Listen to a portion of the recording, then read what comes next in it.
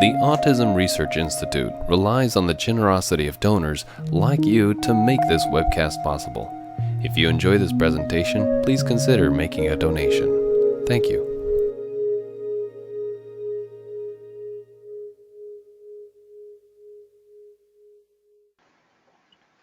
Now, before we get started, I'd like to introduce our speaker. Manuel Casanova is the SmartState Endowed Chair in Childhood Neurotherapeutics at the University of South Carolina School of Medicine and the Greenville Health System. He received his MD from the University of Puerto Rico and continued studies at Johns Hopkins and the National Institute of Mental Health. He is a board-certified neurologist with specialty training in both neuropathology and psychiatry. His main research interest is autism, for which he has done both postmortem, clinical, and electrophysiological work. He has received a EUREKA award from the NIMH in recognition of research that could help propel forward the field of autism by leaps and bounds. He was a magisterial speaker at the World Congress of Autism, has received the title of Distinguished Professor from one institution, Honorary Professor from 2 academic centers, and Visiting Professor from 1 medical school. He has edited 5 books, published more than 200 peer-reviewed articles, more than 80 book chapters, and 300 published Congress presentations. He also writes a popular blog on autism called Cortical Chauvinism. You can type your questions into the questions section starting now and throughout the talk. We'll answer as many as possible at the end. These webinars are made possible through generous donor support. If you'd like to contribute, please visit our website at autism.com. And now I'm going to turn this over to Dr. Casanova. Okay, well, thank you very much, Denise, for the kind introduction. I must say that I appreciate being here with all of you, and all of this is being made possible by the Autism Research Institute and also by the efforts of Denise Fulton, who just introduced me. Now, I spoke with Denise about 1 week ago, last Thursday, and we were unsure as to what I would be presenting, and finally I suggested electrotherapies. Possible for several different things. I actually do practice electrophysiology in my clinical endeavors, but also there's a current book that is going to be published this month, Switch On by John Elder Robinson, and I think that that will attract a lot of publicity into the field of electrophysiology and autism. And also on a personal basis, I wanted to make some disclosures and actually help people to think about what may be convenient in terms of therapies for their autistic children, some of which may actually work and some which may not. And I will start with going into a little bit of the history of electrophysiology. Some people call it electroshock therapy. And it all started with the ancient Greeks, and between 450 to 350 years before Christ, there was a volume of work, some 4 or 5 volumes, that are called the Hippocratic Corpus, and they were published, and they relate to the ideas that back then were making their presence in regards to medicine. And the major idea and theme that actually came out of that was the curious possibility that there were 4 different humors within the body: yellow bile, black bile, blood, phlegm, and it was the balance of all of them that actually kept us healthy and gave us our personality. And if there was an imbalance in between them, maybe more yellow bile than it should, well, somebody who was extrovert or aggressive could actually become violent, and there would be the exhibit of possible pathology. So physicians have always been extremely imaginative, and they use this theory to actually treat their patients. One of them was the gyrating chair. Now, for many of you that are older and maybe require medical attention 40, 50 years ago, there wasn't really a CT scan or an MRI to help you in terms of neuroimaging. We had a pneumoencephalogram. And basically what happened then is that people injected air into the lumbar subarachnoid space, and then they made it travel throughout the whole central nervous system, including the ventricles inside of the brain, by tilting, gyrating the patient, and often putting the patient heads down. And when air filled the ventricles and they push on certain areas within those cavities, patients usually became nauseous and vomited. So that was actually called the vomit chair. And one of my responsibilities when I was a medical student was to actually clean the floor of the vomit chair after each and every exam.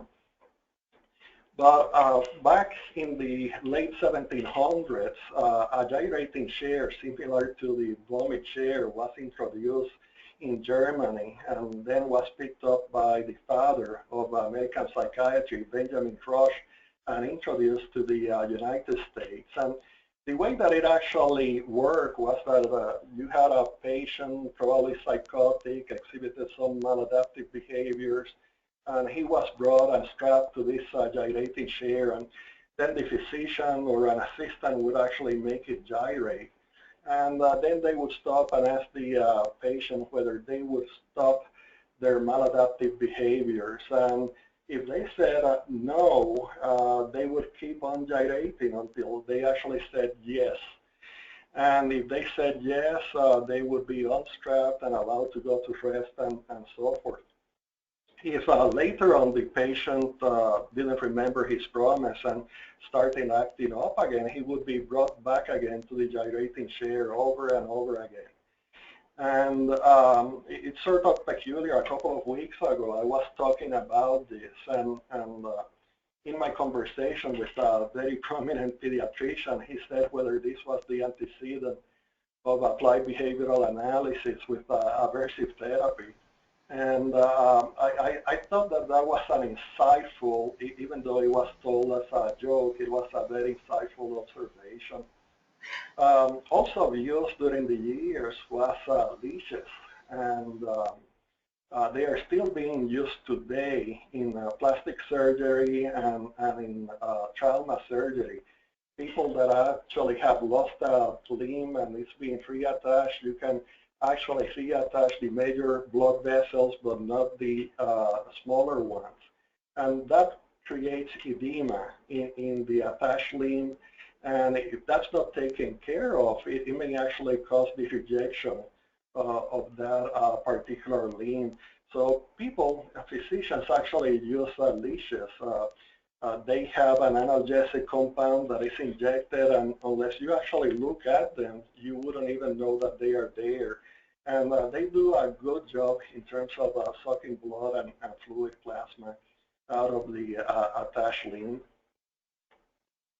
Now, hydrotherapy, treatment in water baths have been with us for many, many years. According to Hippocrates, water therapy allies lassitude, meaning physical and or mental weakness.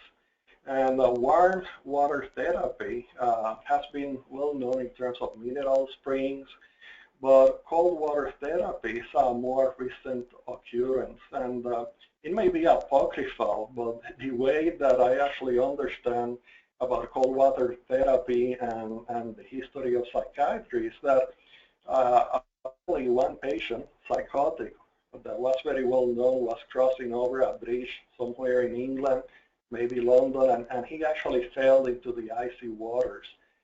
And when he almost drowned, he was finally rescued, and lo and behold, he wasn't psychotic anymore. And physicians soon extrapolated and generalized that if it actually worked on one particular individual, they would be trying it in many. And they developed all sorts of contraptions, and one of them was a trap door.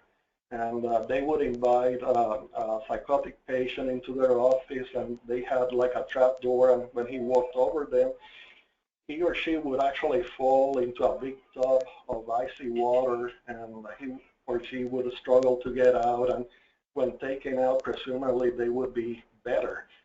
My favorite of therapies was actually called boat therapy. It really don't even can begin to imagine how this generalized. But basically, they would take a psychotic patient on a boat trip, and all of a sudden, and as a surprise, they would push the patient overboard, and then they would pick him up back again, and presumably that would serve as a therapy. I'm not sure if it actually worked, and I am definitely sure that it wasn't a welcome intervention by the patients at all. But in terms of the early history of electrical stimulation, the ancient Egyptians used electric catfish out of the Nile to stimulate themselves to treat certain nervous diseases. And these catfish have organs on their surface, and these organs have the ability to actually deliver several hundred volts to whatever or whomever they actually come in contact with. The Roman physician Trebonius Largus treated a patient with gout by using a live torpedo fish. He wrote that headaches and other pains could be cured by standing in shallow water near this electric fish in 46 AD. And from there on, many other physicians actually established a treatment by putting patients in tubs of water that had electric fish in them. So there was a Muslim doctor of the 11th century, and he believed that a live electric catfish had beneficial effects when placed on the brow of a person suffering an epileptic seizure. And back then, in times of the Romans, epilepsy was known as morbus pitanus. And primarily what happened is that they believed that epilepsy was the result of an evil spirit actually inhabiting the body of this innocent person. But once he had the seizure, that spirit could actually leap out, and presumably the way to actually avoid that was by spitting on a patient. So I have to imagine that back then there was an innocent individual, and he or she would actually have a seizure. They would fall to the floor, have their convulsions, and once they came back again and regained consciousness, they would find themselves with spit all over and then a fish on their brow. And I have to believe that was the beginning of the expression of what the heck happened here. It's very, very peculiar. But now to the modern history of electroshock therapy. And just to say that man has always been fascinated with trying to electrocute himself. And he has actually achieved this in one of two different ways. One of which is by induction of electricity by an expanding or contracting magnetic field, and that's called transcranial magnetic stimulation. And we will be talking a little bit about it later on in this webinar. The other one is fairly direct, and it just depends on passing electricity directly through the brain. If you actually have a very small current, 1 to 2 milliamperes, so we call that transcranial direct current stimulation. If the amount of current is actually several hundred times larger, we call it electroconvulsive therapy. Electroconvulsive therapy also differs from tDCS in other aspects. Primarily, the way that we transmit the current is through pulse width modulation. It's not necessarily direct current, but it's in the shape of square waves where you can actually change the duty cycle of the square waves. Now, I started with Hippocrates, and in terms of going into electroshock therapy, I'm going back to Hippocrates again, because the way that physicians think that they may actually benefit people with different medical disorders is very similar to the Hippocratic beliefs. Nowadays, we actually use neuroimaging, and you can examine blood flow and metabolism from different parts of the brain. And if the metabolism or blood flow is increased in a particular area of the brain in a particular condition, Then people try to use electricity in one way or another to diminish that activity. So it's a push-pull type of mentality. And we will start by talking about transcranial direct current stimulation. Maybe many of you have heard of this before, but it's making inroads into the world of autism. BBC has called it human enhancement comes a step closer. Okay, and who wouldn't like to be enhanced in one way or another? The STAR has said electrical level, electrical stimulation may make you smarter, and the big word here is may. The New York Times, jumper cables of the mind, and National Post, do-it-yourself brain stimulation has scientists worried as healthy people try to make their minds work better. I think that a better title would be do-it-yourself brain stimulation has scientists worried as healthy people try to electrocute themselves without proper guidance. Now, tDCS is actually based on an extremely simple circuit. In here, you have a power source, which is usually a 9-volt battery. It's connected through some cables into electrodes, which in this case are usually sponges. And you actually wet the sponges and apply it to the skin on both sides of the head. If you have ever leaked maybe a 9-volt battery, put the 2 poles into your tongue, that's sort of the tingling type of sensation that you would be receiving from this type of therapy. Except that in terms of the tongue, you have a much lower resistance that you would have when applying it to the skin of your head. So the amount of current would still be even less. The amount of current is supposed to be restricted to under 2 milliamperes, even though I'm not sure that that can be possible. And it's in the sense that if you use Ohm's law and you use a 9-volt battery, the amount of resistance of skin usually goes from 10,000 to 100,000 ohms, and that would provide for only a fraction of a milliampere in terms of current. Now, the problem with this technique is that the resistance of the skin is not permanent. I mean, it varies tremendously with the humidity, the temperature of the room, how long you have been stimulating the person with current, how nervous he seems to be, and so forth. So people have actually gotten into more and more complicated circuits with the idea of actually compensating for changes in the skin resistance by making the current constant. And in here, and I'm hoping that you can see like my arrow, you see a circuit that is a little bit more complicated, and you see an LED with a resistor. I think that this circuit is coming from England, and resistors are just a square rectangular box. And you see your 9-volt battery, and you have an integrated circuit here. This is actually a constant voltage source, but there's a trick to this, that when you put a resistance in between 2 of its legs, then you get a constant current source, and that's what we're looking at with transcranial direct current stimulation.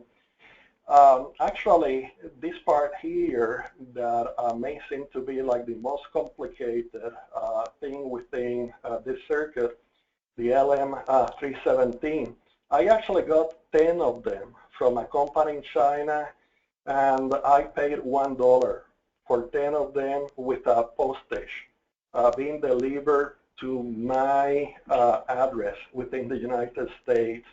So possibly the most expensive part is the battery or the enclosure for all this equipment. You could probably do one yourself, maybe for $20 or less.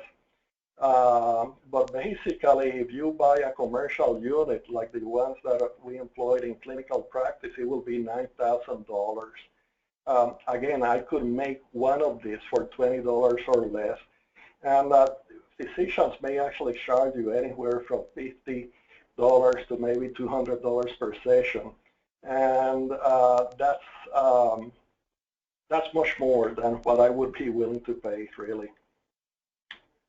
Now, the way that this technique works is that you put the electrodes on different sides of your head, and the positive electrode is actually called the anode.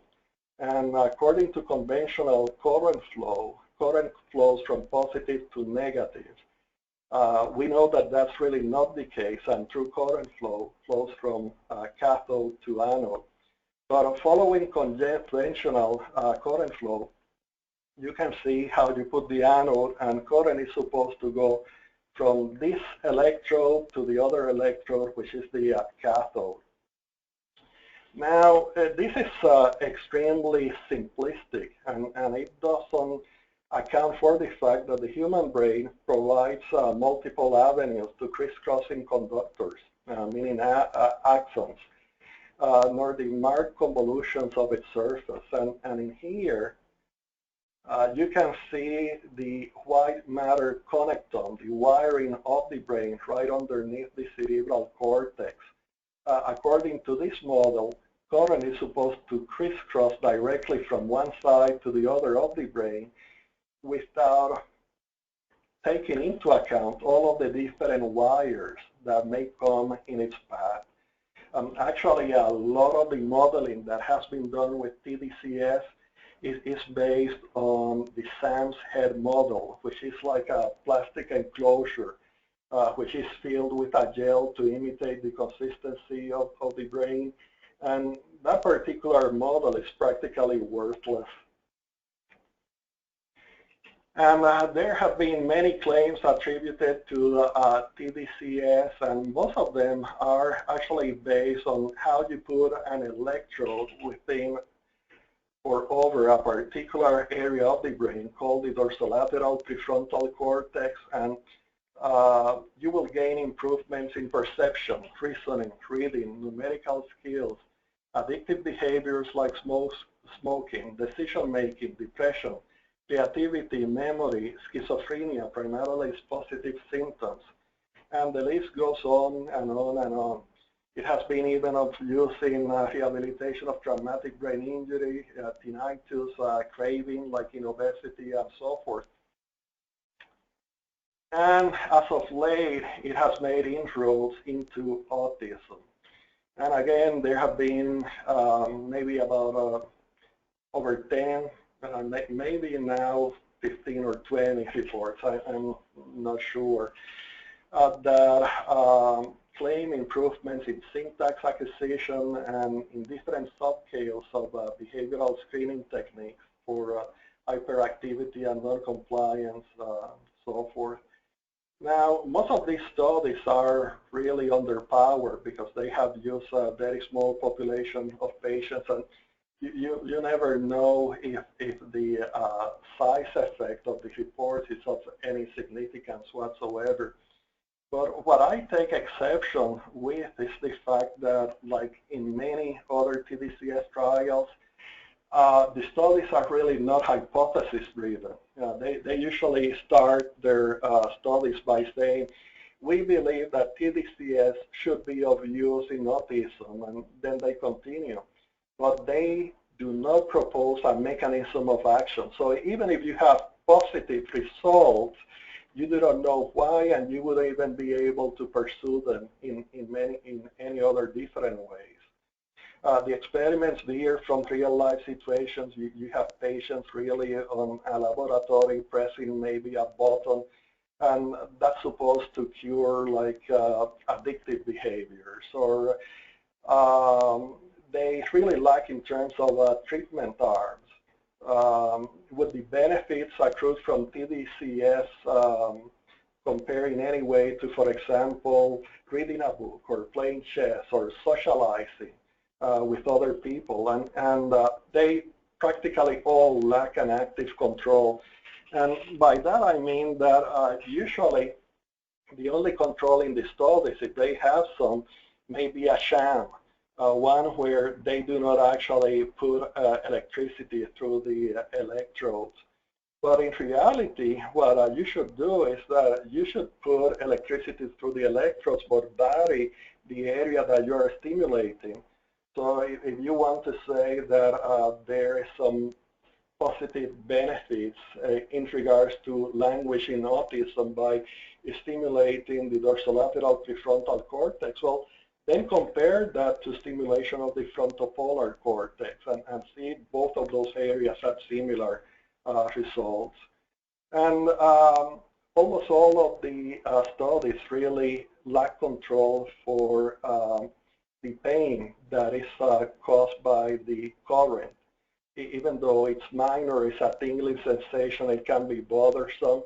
And under those conditions, usually patients are actually thought to become more attentive during a particular study. So you need to control for both pain and attention. And also the long-term effect of current through the brain haven't been properly studied. And just to say that I would shy away from interventions with tDCS in autism. And if you were to partake in an experimental study or a clinical trial, I would recommend one based on a hospital where they can treat actually for possible side effects, even though they may be minor, and where the people applying the technique know more than just tDCS. They may actually be neurologists and have a full practice. Now, there are many ethical issues involved with tDCS. There are no licensing programs, and once bought, the machine can be used by anyone, which, you know, right now, if you were to look at reviews under any blog site, most of the reviews are actually written by lay people, not physicians. But it does say a little bit in regards to internal review boards reviewing such trials, because one of the things that you have to judge is justice. Can this technique be applied to everybody? Would it be too expensive for some people? And the answer is no. This is available to any and everybody. Actually, the curious thing is that you can go to different blog sites like Reddit, and they are devoted to do-it-yourself communities for tDCS. And some of these individuals are well more informed than even physicians that I know in regards to the technique. There are many neuroethical issues in regards to commercial tDCS. What is the effect of brain stimulation on the developing brain? Well, we do not know, and this is actually very important because commercial entrepreneurs and people that actually sell the equipment are targeting younger and younger individuals. We have teenagers, now gamers, that are using constantly tDCS while playing video because they think that they can get better scores. Does enhancement of some abilities occurs at the expense of others? We really do not know. And very unfortunately, even though there are all of these big question marks, you know, parents are desperate, and if the technique doesn't have a lot of side effects, they would be willing to try anything. And there's a potential for exploitation of vulnerable parents for financial gain. I would not recommend this until many, many more studies are done with the technique. I usually say the naivety of many researchers using tDCS will actually be measured by the number of articles that they have in regards to this technique. And this is the future of tDCS, where you will be going to a spa and it will cure you of anything and everything. Maybe too good to be true, yeah. Well, and now we are going to talk also a little bit about TMS. That's transcranial magnetic stimulation. And that has been brought to the front by several different individuals, one of which is Jonathan Mitchell. He's known as the gadfly of autism. He's the person who keeps asking probing questions and making you think about the reasons why you actually take some decisions or not in regards to autism. He is a gifted individual. He's high functioning. He knows a lot of neurosciences, but he believes that autism has really handicapped him in many different ways. And he writes a very popular blog spot, which you can see here. And I would urge people to actually read it. He has some exceedingly extraordinary insights into autism. He's a gifted writer and has written several novels, one of which is the New Written Blog, and it can be purchased from Amazon.com.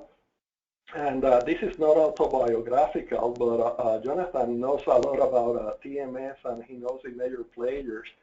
And basically, he wrote a fictional novel about a person that receives TMS treatment. And I won't say anything more about this because I would be giving up the story, and I think that you should buy it and read it by yourself.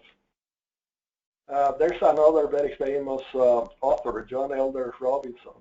And John has been exceedingly, well, he has been proficient in terms of many different activities throughout his life. He was an electronic engineer for guitars in a very famous rock band. He has been a toy engineer, electrical engineer for a toy company. He has a car garage for foreign cars. He's an exceedingly good photographer and a gifted writer. And you may know him from Looking in the Eyes or Raising Kobe. Right now, he's publishing another book called Switch On, and it will hit the markets actually this month of March, and it will have many people talking about TMS. Now, John will actually relate a story of once when he received TMS, and then he was driving to his home, and all of a sudden, you know, the music in his car radio acquired like a different meaning or significance, and he started getting very emotional. And that sort of reaction just to one treatment, we haven't really found in our own patients, but John is somehow extraordinary, and he's actually a very high functioning individual. And I think that everybody should actually read the book. I think it's going to be an eye-opener because TMS is one of the few conditions that actually targets the pathology of autism. And it provides the promise of being like a good therapy. Hopefully, we will be able to find the proper parameters. Now, I would like to indicate how we came along into the field and actually introduce TMS into autism. The TMS, it's something that has our signature. It was created like in our laboratory as applied to autism. We had the original idea. We did the first study, and right now we have published like some 14 clinical trials, more than half of those that have been reported in the literature hours, and we have treated more patients than probably any other published group added together. So I would like to explain why we actually believe that TMS could be of help in autism. And I will start with a little bit of a neuroanatomy, and in here you can see an old depiction of the cerebral cortex, and you can see how cells were arranged in lines radially throughout the cortical width. And this arrangement in lines has been used as a way of parcellating, dividing the cortex into different brain regions. These linear arrangements are called minicolumns. And they're called minicolumns because they are very small, microns. They are only microscopic structures. And columns because they have a radial orientation. And if you see here, this is a marked convolution of the cortex. It's called a gyri.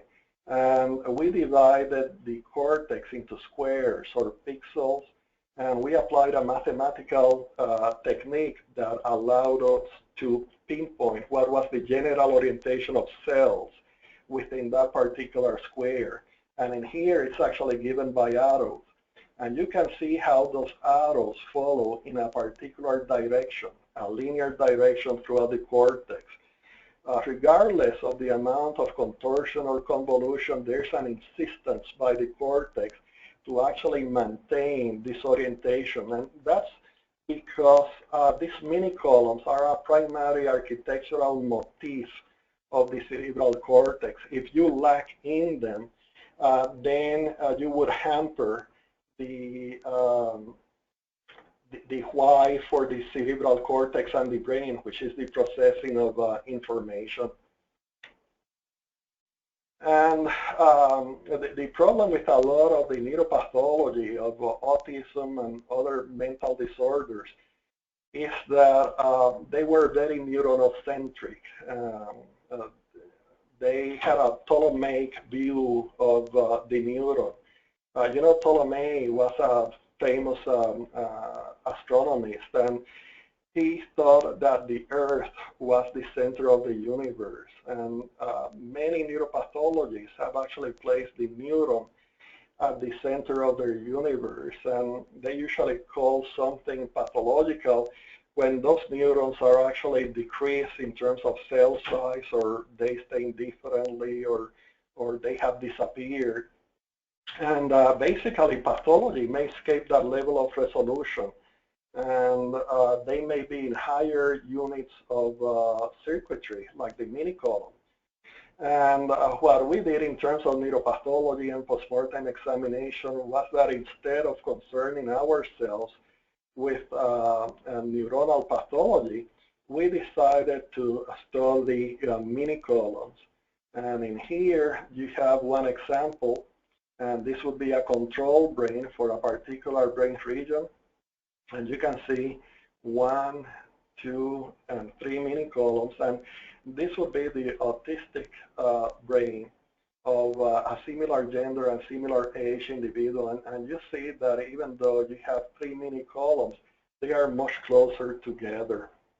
And this is the technique that we use for measuring Minicolumns. And we published that, and soon afterwards we reproduced our findings using still another different technique, which is called the gray level index method. And in here you can see the different convolutions of the cortex, and you can see how Minicolumns actually come in and out of the plane of section. But there are major differences in between the Minicolumns of autistics and the Minicolumns of control individuals. Now, we have reported that Minicolumns were smaller than normal, and a very recent study directed by people over at Oxford, they reported that Minicolumns were actually wider. We actually joined our studies, we compared our data, and we came in with the conclusion that Minicolumns are actually wider early on, and then they become smaller later on. Okay, so that actually correlates with several findings in regards to brain size in autism, claiming that the brains are actually larger early on, and then they return like to normal size later on. Now, when we compartmentalize Minicolumns, okay, there's usually a central compartment and a peripheral compartment. This central compartment is composed primarily of pyramidal cells that are excitatory, and the peripheral compartment is composed primarily of inhibitory elements. Well, when we did our studies, we noticed that the columnar width of patients with autism was smaller, but a lot of the significance was attached to the peripheral compartment. which was this one. And this is of great importance. This is a drawing by Janos Sethengopai, a very famous Hungarian neuroanatomist, and he described minicolumns in the cerebral cortex of normal individuals, and he said that they had a particular structure, that the minicolumns were compartmentalized, and in here you can see how these transparent cells, which are pyramidal cells and are excitatory, they are within the core of the minicolumn, and then you have some dark cells like these and these. They are inhibitory, and they are within the periphery of the minicolumn. And he called this a shower curtain of inhibition. Now, you know that a shower curtain keeps water inside of the bathtub. Okay, if you had a defect in that shower curtain of inhibition, then water, okay, would actually splash over the bathroom floor.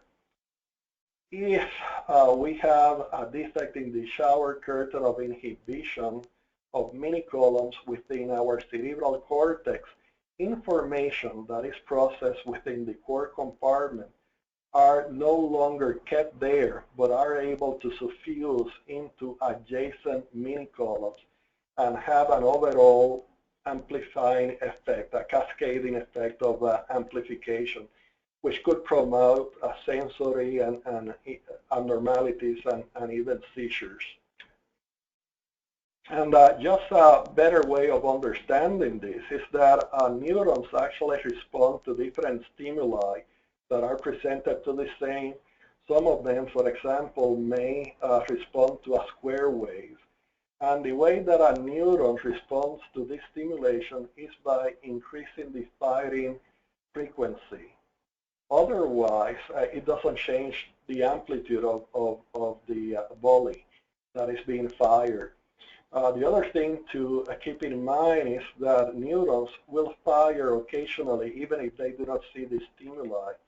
That's because if they don't fire at all, they will actually die. But in pathological cases, like some autistic individuals, the brains of autistic individuals, these neurons actually fire to their stimuli and out of their stimuli, making the recognition of noise to signal very difficult. So what we decided on doing was that we were going to induce current on the shower curtain of inhibition, keeping in mind something called Faraday's law of electromagnetic induction, which is something that is actually taught in high school. And it describes the process by which electrical energy is converted into magnetic fields. So if you have a rapidly expanding or contracting magnetic field and you have a conductor that is standing still, that magnetic field will induce current through that conductor, and the stimulation or the induction will be maximal if the magnetic field and the conductor stand at 90 degrees to each other. And we thought, well, we know that many of these inhibitory elements within the shower curtain of inhibition stand at 90 degrees to the cortex, and they would be in a prime location and have the proper geometric orientation to become a stimulator. So we decided to go on with our studies. This was almost like an outpatient type of procedure that only took 20 to 30 minutes depending on the patients, and it had really very little in terms of side effects. The machine per se generates a very large magnetic field in the order of 1 Tesla, which is similar to what is being used by magnetic resonance imaging apparatus. And this is the circuit that is actually used, and we use this part and close the switch whenever we want to charge a bank of supercapacitors. And when we flip it off, that bank of supercapacitors is able to discharge through this part of the circuit here being allowed by a switch that we actually turn on and off, actually done automatically by the equipment. And this part here is sort of a safety feature. It's called a snubber diode, and it allows part of the counter EMF, the electromotive force that is created by the magnetic field as it's collapsing to have a place to go. There's some side effects to TMS. There's some discomfort in the head where the magnet is placed, and that's primarily because the magnetic field excites not only the nerves within the brain, but it also excites the nerves within muscles in the scalp. And it procreates in some individuals like a muscle tension headache. Fortunately, most individuals actually become accustomed, and this is a passing annoyance. And for those where this may actually be of some bother, you can always use an analgesic. And there's some sound that accompanies the clicking of the machine. And again, you can actually deal with that very easily just with earplugs. We have treated actually several hundred patients with TMS, and we have had only 2 dropouts, and none of them have really been significant or really for significant reasons related to the TMS per se. And these are some of the parameters of stimulations. We started this with some very safe parameters and have been taking baby steps ever since. So we started at very low frequencies and have later increased the frequencies as well as the motor threshold and so forth. This is the part that I wanted to illustrate here. And this would be a Minicolumn. These are some of the inhibitory elements. Usually there's poor surround inhibition, but when you actually put the magnetic field, you actually strengthen, okay, the inhibitory elements at the periphery, and you enhance the surround inhibition. So now information that was weakly kept within this Minicolumn, because it's suffused to adjacent Minicolumns, now it's actually kept here, okay? And we actually selected a particular area of the brain. It's called the dorsolateral prefrontal cortex to stimulate, primarily because there have been many clinical pathological studies and neuroimaging studies that relate the functions of this area of the cortex to higher functioning processes within the brain that appear to be affected in autism. The other thing is that we actually did a topographical study of minicolumnar abnormalities, and we found that this area of the cortex was particularly affected in autistic individuals. Also, we thought that this area of the brain is very well connected to other regions of the brain. And in that regard, it could offer a cascading effect. So if we can only stimulate one area of the cerebral cortex, and we can only modulate that particular area of the cerebral cortex, okay, this area, the dorsolateral prefrontal cortex, because it's actually joined to so many others, through the process of cortical plasticity, would start fixing up other areas to which it is connected. So effects are not seen immediately. You have to actually leave the technique and the stimulation to work over time. And in our case, many of our patients come during the summer because otherwise they have to go to school during the rest of the year. And it's when they start school again that then the teachers and the parents tell us that, you know, they are able to actually sit for longer periods of time. They are much more attentive. They are not as hyperactive and so forth. This is one of our research designs, just to let you know that we do a lot of testing in our patients. And as I said before, we have had like 14 reported trials and over 200 patients. This is in one of our initial ones. And you can see here that we had an autistic group and a group of controls, typically developing group.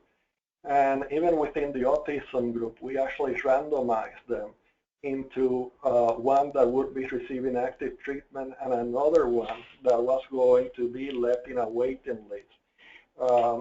And it's in the sense that this was our sham control, and those would not be receiving active treatment. But at the end of the study, if they wanted to, and they realized that they had been receiving like a sham treatment, then they would receive the same. We could actually offer and make it available to them.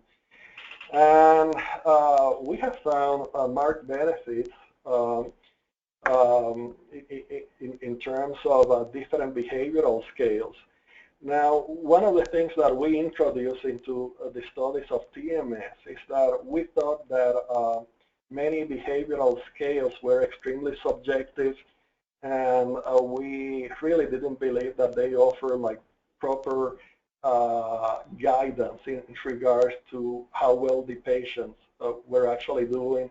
So we decided to introduce electrophysiological markers, and one of them is the gamma oscillations. And gamma has to do with how we bind different aspects of cognition together. So if we look at somebody's face, that face is a composite of different features. It's a composite of the color of the hair, the color of the eyes, and that's actually carried forth with the visual cortex. It's the symmetry of the face, and that would be right parietal. It's the way that a patient or an individual frowns, the forehead or smiles, and that would be limbic system. And we know that all of those areas of the brain are working together because they are working at the same high gamma frequencies, the so-called binding phenomenon within neurosciences. And in terms of autism, there's a major abnormality in terms of gamma oscillations. And because they are not able to bind together the different aspects of cognition, they develop a particular type of cognitive processing. Autistic individuals will actually look at the tree but lose the forest. They lose in terms of their gestalt processing. And in here, we have a group of typically developing individuals, and we can see that depending on the type of stimuli, there's a major difference in terms of gamma power, but that doesn't make a difference in the autistic individual. And once we actually employ TMS, and remember this bar graph here, okay, and that's the bar graph that you just saw. This is after applying TMS. You can see that there's a significant difference. And this is also in regards to coherence. That's how different areas of the brain are working together. And at baseline, many of our autistic individuals, they actually have some short connections, but they lack in terms of long connections. And after 6 sessions of TMS and 12 sessions of TMS, you can see how that changes, and it veers towards a more normal pattern.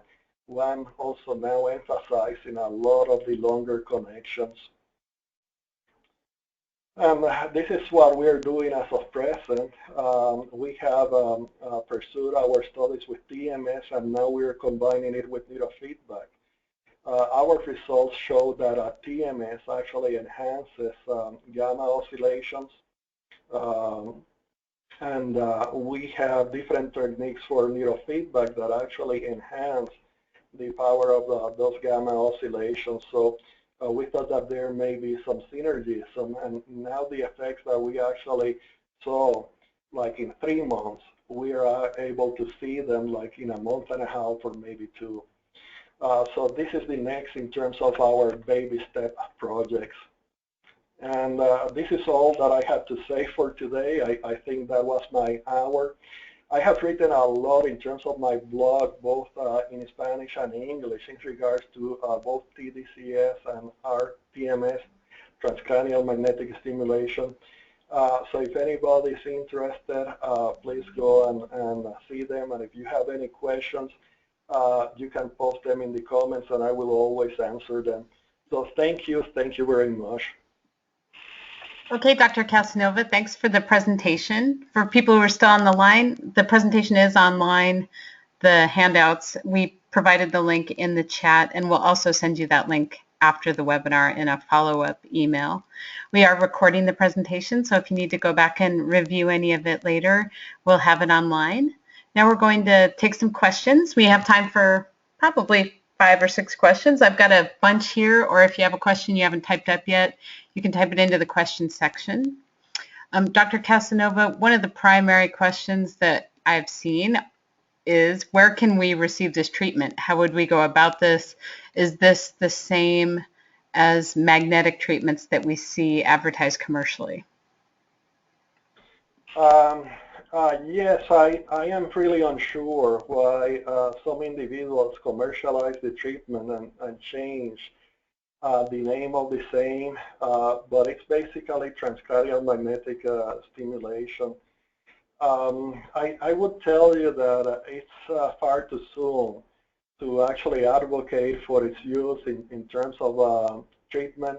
It still remains experimental, and I think that in terms of baby steps, the next procedure in terms of making this available to everybody would be to organize like a phase 3 trial, which would involve several different sites and maybe hundreds of participating individuals. I have been trying to push for this for some period of time, but we have lacked the resources, the money, or the support from the federal government as of present. But I think that would be the next step. Otherwise, in terms of where can you obtain this, again, I would only recommend this as experimental. Okay, I wouldn't advise you going to a commercial setting in any way, and participate in some of the ongoing trials. We usually have some ongoing ourselves, but I will tell you that right now we actually moved to a new setting, so we're in the process of actually uncrating like all of our equipment, and we may not be starting until the summer.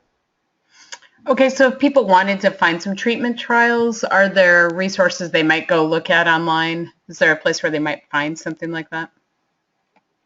Well, you can always go to the federal web for clinical trials and see what is available there. That would be my first bet.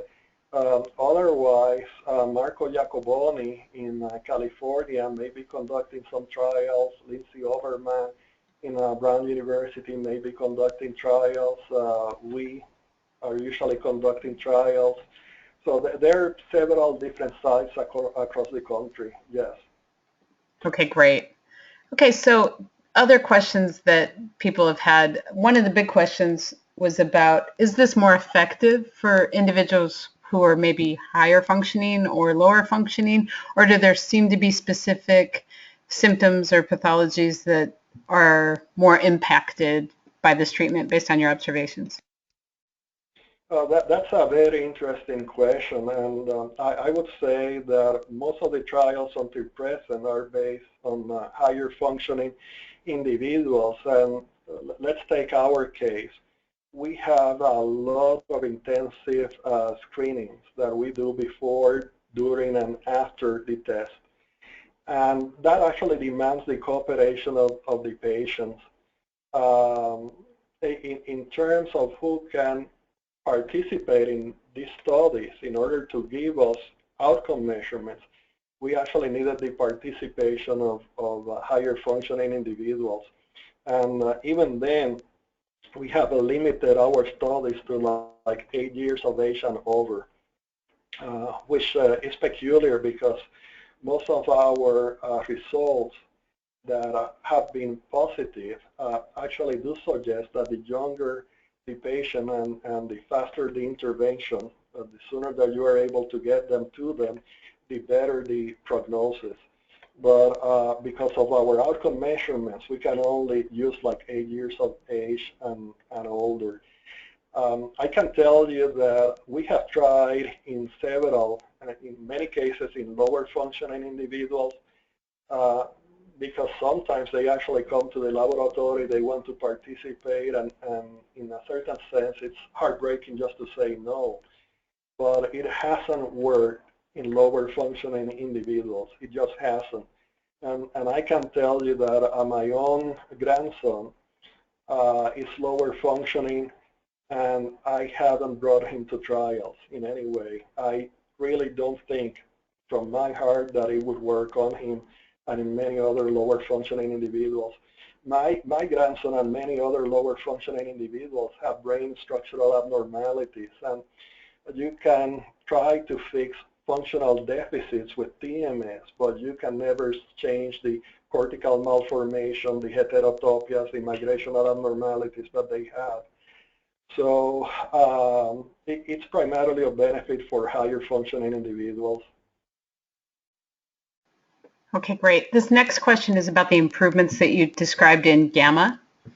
They're asking if those are stable or temporary. So do they have to do ongoing? Would the treatment, at least theoretically, need to be ongoing for those benefits to continue, or does it seem to change the pathology? Well, I will tell you that's another excellent question. And when I was trying to investigate whether we could do a phase 3 trial with TMS, one of the things that we were asked by the FDA was about longitudinal studies. How well established have been the benefits longitudinally? Do they last 6 months, 1 year, or are they forever? And those studies have not been done. We were in the midst of doing a longitudinal study at the University of Louisville when we changed institution. And we lost all of that data.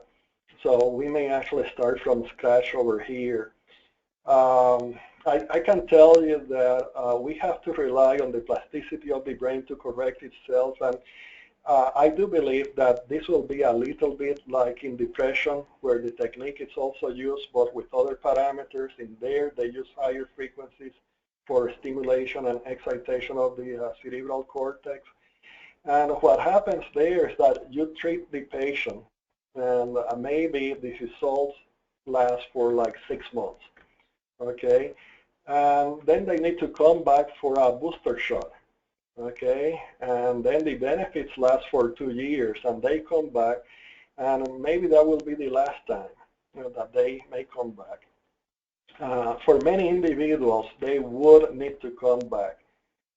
However, in the meanwhile, they wouldn't be taking medications which have serious side effects, like neurotropic medication, neuroleptics, where the child may actually suffer from somnolence, they may gain weight, and especially for kids going to school, all of these side effects are incredibly negative. Okay, so we have a technique that provides for no serious side effects, and which may be given initially, like after 6 months. It may need to be repeated, and maybe later after 1 year, and then nothing. So it's very different to medical interventions, pharmacological interventions. Okay, here's a question about the placement of the actual device. It's saying, do you have a suggestion for locations for anode and cathode placement using tDCS on children on the spectrum? Right.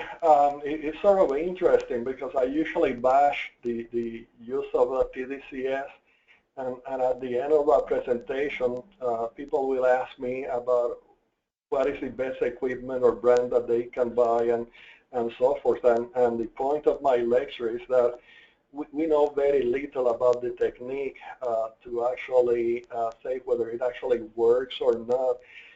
you know, you have to raise your level of incredulity when you are being asked to believe that you have a 1 milliampere current that is actually traversing the brain from side to side without any sort of attenuation. And the funny thing is that, you know, another stimulation is believed to have an excitatory effect. Cathode is supposed to have an inhibitory effect, and because you do not want inhibition with tDCS, people are actually opting for putting that electrode in another part of the body, not in the skull or in the scalp region.